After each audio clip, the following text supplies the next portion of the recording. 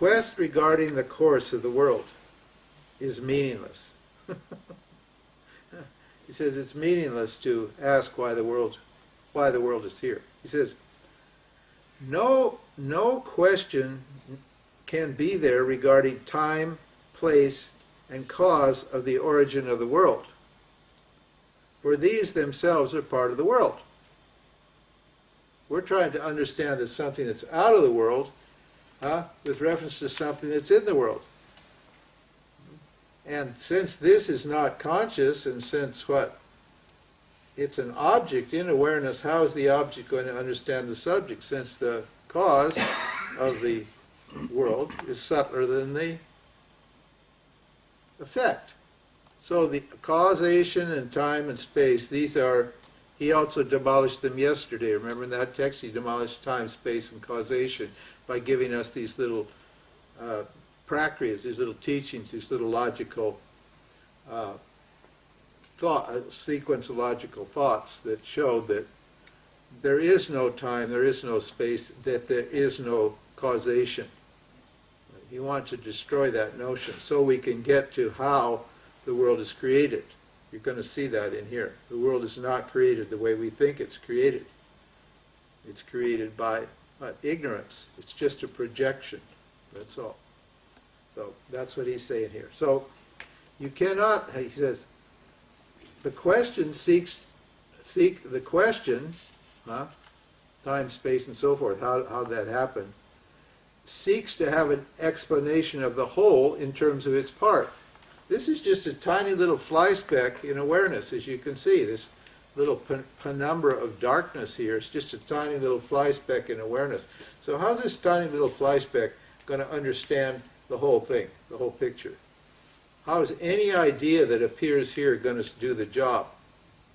It's not going to do the job, because it's just part of the whole ignorance setup. Ishvara has created this ignorance setup in which there's a bunch of ideas about awareness and about creation, but none of those are going to serve to understand the total. So he wants to get us off of that inquiry about time, place, and circumstance, and look at the problem differently. This can never be a logical question, because you can only explain the part in terms of the whole, can't you? You have to have the big picture before you can understand the part. You can't ask the part to understand the big picture. So we want to start from consciousness's point of view, look at it from the point of view of consciousness, and then this becomes understandable. But looking at it from this point of view, this is not going to become understandable, because this is limited and this is limitless. So how's the limited going to comprehend the limitless? Whereas limitlessness can comprehend what's limited. So don't look for an explanation. So we're not interested in science and religion, because science and religion is just born in this bubble of ignorance here.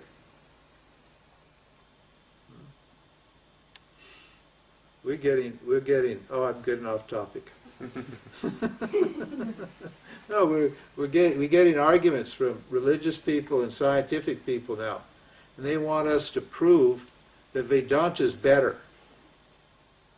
Well, Vedanta is starting from here, so you can't even compare Vedanta with science and religion, because science and religion are stuck here. So there's no point in even arguing with these people, because they don't understand we're starting from here. They think we're Vedanta's in here, and it's just one of the competing thought systems or competing ideas that are taking place in the ignorance. So I was thinking of writing a satsang. Religion's good, science is good, Vedanta's better. Yeah, I mean, religion explains certain things in here, psychology explains certain things in here, science explains certain things in here. Fair enough. We don't have any quarrel with the people who are living in here as far as their explanation for this, because that's okay. But for them to explain this, it just doesn't work, because they're looking at it from here, not from here. And we just look at it from here. We don't teach this, we teach this. We teach the self. We don't talk about the self. We teach the self. We teach from the self to the self. The reason this is cool is because it's not your ego that's enjoying this. It's the self that's enjoying this, because the self is recognizing itself in these words.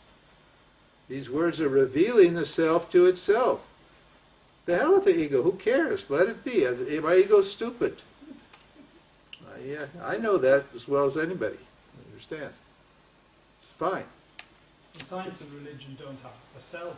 What? Science and religion don't have a concept of the self. They don't. So you've lost immediately because you're talking about something that is not in their frame of reference. That's They don't know not. what that is. That's right. It's beyond their means of knowledge. Their means of knowledge is totally limited to everything in the Dharma field. Religion thinks that God is the self. It thinks that God is the ultimate. Yeah, that's right. Absolutely. They don't know about the self beyond God. That God can't function without awareness. They don't understand that.